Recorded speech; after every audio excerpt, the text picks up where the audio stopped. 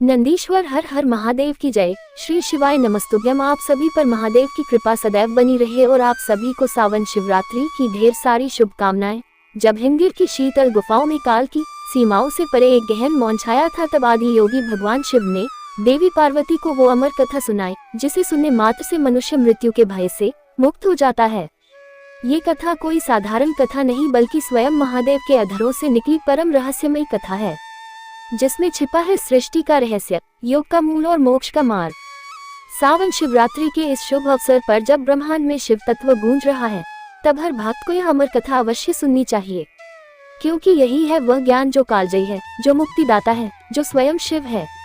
तो चलिए एकाग्र मन से भगवान शिव और माता पार्वती के उस दिव्य प्रारंभ करते हैं जहां हर शब्द मोक्ष का द्वार है और हर वाक्य आत्मा को शिव में बना देता है।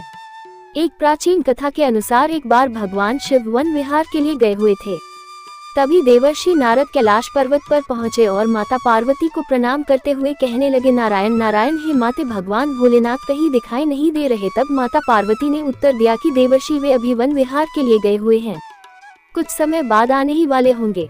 तब देवर्षि नारद ने माता पार्वती से कहा, माता अगर आपकी आज्ञा हो तो आपसे मैं एक विनती करना चाहता हूँ। माता पार्वती ने कहा, कहो नारद, क्या कहना चाहते हो।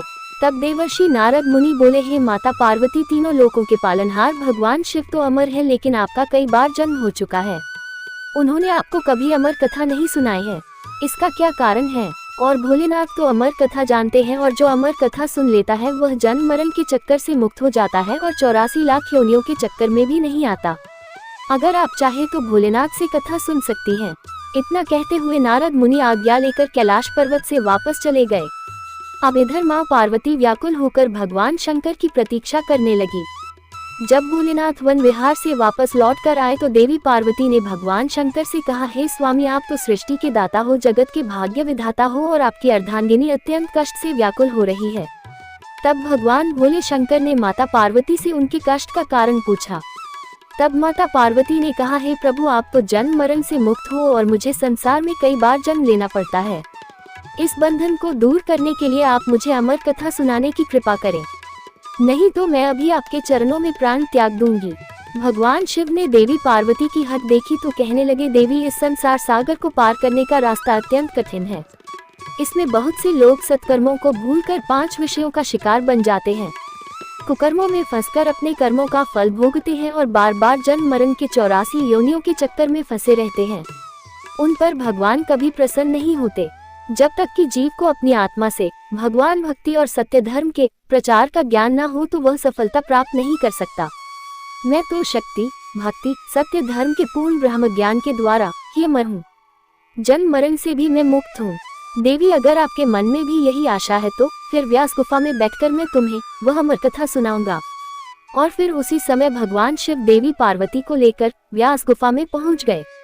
जब भगवान शिव ने गुफा में आसन लगाया तो उन्होंने अपनी शक्ति द्वारा कालाग्नि रुद्र नाम का एक गण प्रकट किया और उसे आज्ञा दी कि गुफा के आसपास एक ऐसी अग्नि प्रकट करो कि जिससे सभी जीवधारी यहाँ से दूर चले जाएं। भगवान शिव की ऐसी आज्ञा पाकर रुद्र ने ऐसा ही किया। जिस स्थान पर भगवान शिव का आसन था उसके पास में ही एक शुक अर्थात तोते का घोंसला था। उस घोंसले में एक अंडा पड़ा हुआ था। उस अंडे पर किसी की भी नजर नहीं पड़ी और न ही रुद्र अग्नि उसे जला पाई, क्योंकि वह जीवधारी तो अभी उत्पन्न ही नहीं हुआ था। परंतु इसके अलावा सब जीवधारी या तो मृत्यु को प्राप्त हो गए या फिर वहां से दूर चले गए। इसके पश्चात भगवान शिव नेत्र बंद करके एकाग्रचित होकर देवी पार्वती को अमर कथा सुनाने लगे। अमर कथा की शक्ति के द्वारा उस अंडे से एक जीव प्रकट हो गया और इधर अमर कथा सुनते सुनते देवी पार्वती को निद्रा आ गई। अब देवी पार्वती के स्थान पर वह शुक पक्षी अमर कथा सुनकर हुंकारा भरने लगा।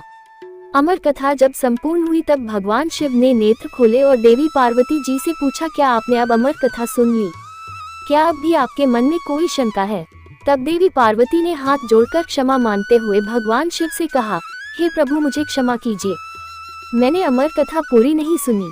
तब भोलेनाथ ने पूछा, तो फिर हुंकारा कौन दे रहा था? देवी पार्वती जी ने कहा, मुझे नहीं पता। तब भगवान शिव ने इधर उधर देखा तो उन्हें शुक्षी ही नजर आया, जो कि प्रभु को देखते ही उड़ गया। तब भगवान शिव उस पक्षी को मारने पीछे दौड़े। वह शुक पक्षी उड़ता उड़ता तीनों लोकों में गया, परंतु उसे कहीं भी जगह नहीं मिली। उस समय श्री वेदव्यास जी की धर्मपत्नी अपनी कुटिया के आंगन में सिर के बालों को सुखाते हुए जमाई ले रही थी। तभी वह शुभ पक्षी उनके मुख के द्वारा उनके उदर में प्रवेश कर गया। भोलेनाथ रूप बदलकर वहां पहुंचे और जाकर उन्होंने ऋषि की पत्नी से कहा, देवी लाओ हमारा पक्षी वापस करो। ऋषि पत्नी ने कहा, महाराज देख लो हमारे पास तो कोई पक्षी नहीं है। तब भगवान शिव कहने लगे, वह पक्षी जो अभी अभी तुम्हारे पास आया है और अभी भी तुम्हारे पास है, सिर्फ अपना स्वरूप बदलने के लिए वह तुम्हारे गर्भ में आलोक हो गया है। जब ऋषि पत्नी नहीं मानी तब भगवान शिव ने वेदव्यास जी से कहा कि आपकी पत्नी के मुख द्वारा हमारा पक्षी इनके पेट में चला गया है, आप अपनी पत्नी से पूछ लो उसके पेट में हमारा पक्षी गया है कि नहीं। तब वेदव्यास जी ने अपनी पत्नी से पूछा कि तुम्हारे पेट में कोई पक्षी गया है क्या। व्यास मुनि की पत्नी कहने लगी, नहीं मैंने तो किसी भी पक्षी को नहीं देखा, लेकिन प्रभु ऐसा अनुभव होता है कि जैसे कोई जीव मेरे पेट में है। व्यास मुनि ने प्रभु से प्रार्थना की, हे महाराज आपका वचन तो सत्य है, परंतु स्त्री के गर्भ से पक्षी भला कैसे निकल सकता है। इसका तो बस एक ही उपाय है कि इस स्त्री को मारकर उसके पेट से पक्षी को निकाल लिया जाए। भगवान शिव कहने लगे, इतनी सी बात के लिए भला इस स्त्री को मारने की क्या आवश्यकता है। इस नादान स्त्री पर तो हमें बहुत तरस आ रहा है। हमें तो उस शैतान पक्षी पर क्रोध आ रहा है जो अपना स्वरूप बदलने के लिए इस बेचारी स्त्री के गर्भ में आलोक हो गया है। जब वह बाहर आएगा तब हम उसे मार देंगे। व्यास मुनि कहने लगे, हे महाराज इसका क्या उपाय है, आपकी जो इच्छा है वह आप कर सकते हैं। ये शब्द सुनकर शुभ पक्षी शंकर जी के भय से माता के गर्भ से बाहर ही नहीं आया। अब त्रिलोक स्वामी भी वहीं बैठकर शुभ पक्षी के बाहर आने की प्रतीक्षा करने लगे। जब भगवान शिव प्रतीक्षा कर रहे थे तब संसार के सभी कार्य भी रुक गए और इस प्रकार तीनों लोकों में हाहाकार मच गया। अब देवी देवता विचार विमर्श करने लगे कि भगवान शंकर को कैसे वापस लाया जाए। तब देवताओं से आज्ञा पाकर नारद जी व्यास मुनि के द्वार पर शंकर जी के पास पहुंचे और जाकर प्रणाम करके भगवान शंकर से कहने लगे, हे डमरूधारी, हे त्रिशूलधारी, हे तीनों लोकों के पालनहार, हे महाकालेश्वर, हे नीलकंठ, हे भोलेनाथ, आपका यहाँ कैसे आना हुआ। तब शंकर जी कहने लगे, नारद जी यह समस्या आपकी ही पैदा की हुई है और आप मुझसे ही पूछ रहे हैं। शुभ पक्षी व्यास मुनि की पत्नी के गर्भ में आलोक हो गया है, जब वह बाहर आएगा तब मैं उसे मार कर ही वापस आऊंगा। देवर्षि नारद ने कहा, प्रभु आपका तो वचन है कि जो भी अमर कथा सुन लेता है वह अमर हो जाता है, वह जन्म मरण के चक्कर से भी मुक्त हो जाता है, और यह शुभ पक्षी भी तो आपसे अमर कथा सुनकर अब अमर हो चुका है। सो अब यह आपके भय से माता के गर्भ से बाहर भी नहीं आ रहा और बेचारी स्त्री को भी कष्ट दे रहा है। इसलिए हे भोलेनाथ इस पक्षी को वरदान देने की कृपा करें, क्योंकि आपने अमर कथा सुनने वाले को अमर हो जाने का वरदान दिया है, और यदि आप इस शुभ पक्षी को मार देंगे तो आपकी अमर कथा भी झूठी हो जाएगी। तब भगवान शिव ने उस शुभ को अमर हो जाने का वरदान दिया और वे वापस कैलाश पर्वत पर लौट गए और फिर वही शुभ व्यास जी के अयोनिज पुत्र बने। गर्भ में ही उन्होंने वेद, पुराणों और उपनिषदों का ज्ञान प्राप्त किया और वह अपनी माता के गर्भ में 12 वर्षों तक रहे। तब वेदव्यास जी ने दिव्य दृष्टि से उनसे पूछा कि अच्छा पुत्र तुम बाहर क्यों नहीं आ रहे हो। तब वे बोले, मैं माया के प्रभाव में कहीं पर ना जाऊं, इसलिए मैं बाहर नहीं आना चाहता। जब तक स्वयं श्री कृष्ण आकर मुझे आश्वासन ना दे दे मैं तब तक गर्भ से बाहर नहीं आऊंगा। तब देवर्षि नारद जी वहां पधारे और उनके कहने पर भगवान श्री कृष्ण स्वयं आकर उन्हें आश्वासन देते हैं कि तुम्हें जन्म लेने के बाद भी माया स्पर्श नहीं कर पाएगी। तब कहीं जाकर सुखदेव अपनी माता के गर्भ से बाहर आए और उन्होंने अपने पिता से भागवत का पूरा ज्ञान भी प्राप्त किया और वही सुखदेव मुनि के नाम से विख्यात हुए। अमर कथा की एक और कथा प्रचलित है जो कि भगवान शिव और अमरनाथ गुफा से जुड़ी हुई है। माना जाता है कि अमरनाथ गुफा में कबूतर का जोड़ा रहता है जो आज भी अजर अमर है, क्योंकि उस कबूतर के जोड़े ने भगवान शिव के मुख से अमृत कथा का रसपान किया था, जिसे एक समय देवी पार्वती के पूछने पर भगवान शिव ने उन्हें सुनाया था। तो आइए अब सुनते हैं भगवान शिव और देवी पार्वती के बीच संवाद की यह अमर कथा। अमरनाथ गुफा से जुड़ी एक पौराणिक मान्यता है कि भगवान शिव ने देवी पार्वती को इस गुफा में एक ऐसी कथा सुनाई थी जिसमें अमरनाथ की यात्रा और उसके मार्ग में आने वाले अनेक स्थलों का वर्णन था। ये कथा कालांतर में अमर कथा नाम से विख्यात हुई। कहा जाता है कि एक बार देवी पार्वती ने महादेव से पूछा कि प्रभु ऐसा क्यों है कि आप अजर अमर हैं और आपकी गर्दन में पड़ी नरमुन की माला का रहस्य क्या है। इस पर महादेव ने देवी पार्वती के प्रश्न का उत्तर देना उस समय उचित नहीं समझा, इसलिए उन्होंने उस बात को टालने की कोशिश की। लेकिन देवी पार्वती की लगातार जिद के कारण इस रहस्य को बताना भोलेनाथ ने स्वीकार किया। कहते हैं इस रहस्य को बताने के लिए भगवान शिव को एकांत जगह की आवश्यकता थी, जिसकी खोज करते करते वे देवी पार्वती को लेकर आगे बढ़ते चले गए। गुप्त स्थान की तलाश में महादेव ने पहले अपने वाहन नंदी को सबसे पहले छोड़ा। नंदी जिस जगह पर छूटा उसे ही पहलगाम कहा जाने लगा, जहां से अमरनाथ यात्रा शुरू होती है। वहां से कुछ आगे जाने पर शिवजी ने अपने माथे से चंद्रमा को अलग कर दिया। जिस जगह पर उन्होंने चंद्रमा को छोड़ा वह जगह चंदनवाड़ी कहलाती है। इसके बाद भगवान शिव ने गंगा जी को पंचतरणी में और गले के सांपों को शेषनाग पर छोड़ दिया, जिस कारण इस पड़ाव का नाम शेषनाग पड़ गया। अमरनाथ यात्रा का अगला पड़ाव गणेश टॉप है। मान्यता है कि इस स्थान पर भगवान शिव ने अपने पुत्र गणेश को छोड़ा था। इस प्रकार इन सभी को पीछे छोड़ने के बाद भगवान शिव ने देवी पार्वती के साथ उस गुफा में प्रवेश किया। कोई भी तीसरा प्राणी इसमें प्रवेश न कर पाए। इसके लिए भगवान शिव ने गुफा के चारों ओर अग्नि को प्रज्वलित कर दिया। इसके बाद महादेव ने जीवन के उस गढ़ रहस्यों की कथा शुरू कर दी। कहते हैं कथा सुनते सुनते देवी पार्वती को निद्रा आ गई थी। उस समय वो कथा वहां 2 सफेद कबूतर भी सुन रहे थे।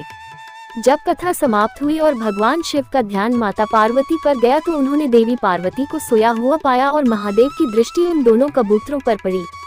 दरअसल वे दोनों कबूतर उससे पहले वहां पर उपस्थित एक घोंसले में पड़े हुए थे जो कि अंडे के रूप में थे। इसी बीच में अंडे फूटे और उसमें से 2 नन्हे नन्हे कबूतर निकल आए और उन्हीं कबूतरों ने भगवान शिव के द्वारा सुनाई गई कथा का श्रवण कर लिया था। और जब कथा के बीच में देवी पार्वती सो गई थी तब उनकी जगह पर वे दोनों कबूतर ही हुंकारा भर रहे थे। ये बात जानकर महादेव को उन पर बड़ा क्रोध आया। वे उन्हें मारने के लिए दौड़े। फिर वे दोनों कबूतर स्वयं ही महादेव के पास आकर बोले, हे महादेव, अगर आपने हमें मार दिया तो आपकी अमर कथा तो झूठी हो जाएगी, क्योंकि हमने तो आपकी अमर कथा सुन ली है।